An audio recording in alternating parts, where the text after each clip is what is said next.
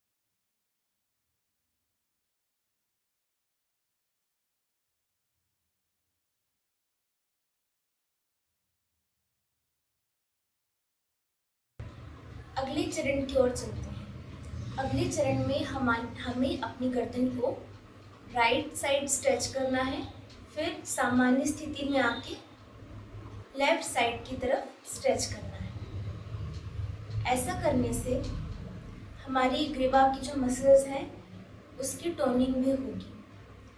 तो इसमें ये बात ध्यान रखनी है, जब हम सामान्य रखेंगे अपनी गर्दन को तब हमें सामान्य श्वास क्रम को फॉलो करना है, सामान्य श्वासें लेनी है। और जब हम अपनी गर्दन को राइट साइड में स्ट्रेच करेंगे तब हमें श्वास छोड़ते हुए इसे स्ट्रेच करना है। जैसे ही हम सामान्य स्थिति में आने लगेंगे, श्वास लेते हुए सामान्य स्थिति में आना है। फिर लेफ्ट में स्ट्रेच करते हुए श्वास छोड़ते हुए स्ट्रेच करेंगे और सामान्य स्थिति में आते हुए ही श्वास लेते हुए सामान्य स्थिति में आएंगे और नॉर्मल ब्रीदिंग पैटर्न को फॉलो करेंगे। इसे 10 से 15 बार करना है।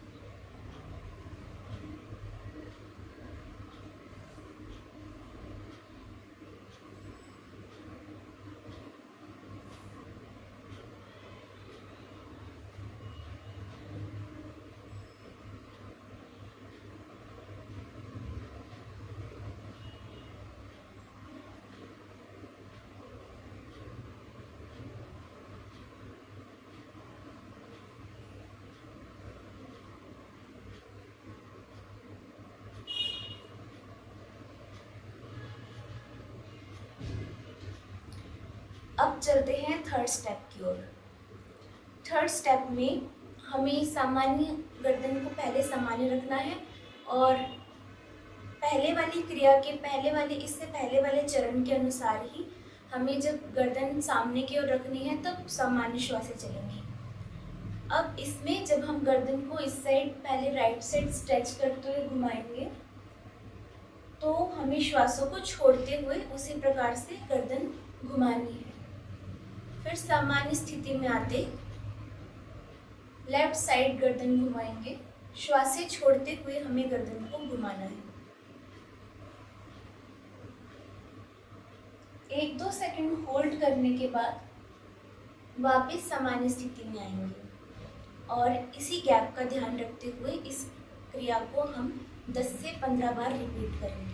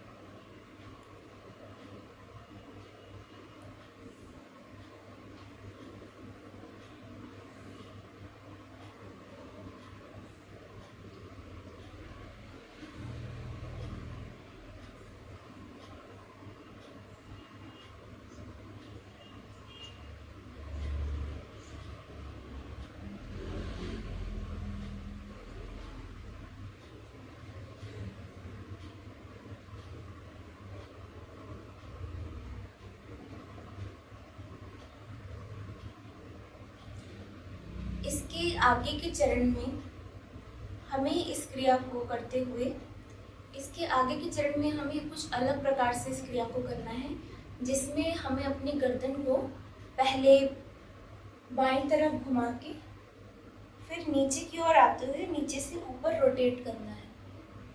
दाईं तरफ घुमाते हुए दाएं से बाएं और बाएं से दाएं हमें अपनी गर्दन को रोटेट करना है। जब हम गर्दन को रोटेट करेंगे तो हमें श्वासों को छोड़ना है। नीचे की तरफ जाएंगे तब भी श्वासें छोड़नी ही है और ऊपर की तरफ रोटेट इस प्रकार से रोटेट करते हुए जब हम ऊपर की ओर गर्दन को घुमाएंगे तब हमें श्वास लेते हुए गर्दन को ऊपर की ओर लेकर जाना है। और यह क्रिया भी हम 10 से 15 बार करेंगे।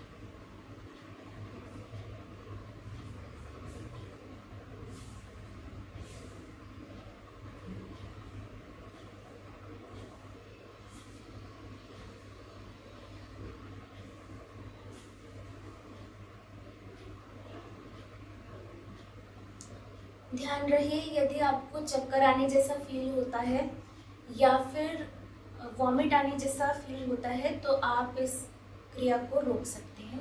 और ऐसी स्थिति में अगर ज़्यादा दर्द हो गर्दन में तो इसको आप कम करें या फिर इसको स्किप करके बाकी के चरण आप फॉलो कर सकते हैं। स्टार्ट करते हैं हम लास्ट चरण इस प्रक्रिया का, जिसमें कि हमें अपनी गर्दन को एक पोजीशन में कुछ सेकंड्स के लिए होल्ड करना है। और जब आप नीचे की ओर होल्ड करेंगे इसमें गर्दन को नीचे करते हुए तो श्वास आपको छोड़ते हुए होल्ड करना है। ऊपर की तरफ होल्ड करेंगे तो श्वास लेते हुए कुछ सेकंड तक होल्ड करेंगे। ना ही ज़रूरत से ज़्यादा होल्ड करना है ना ही बहुत कम, यथासंभव जितना हो सके आप इस पोजीशन को होल्ड करके रखेंगे।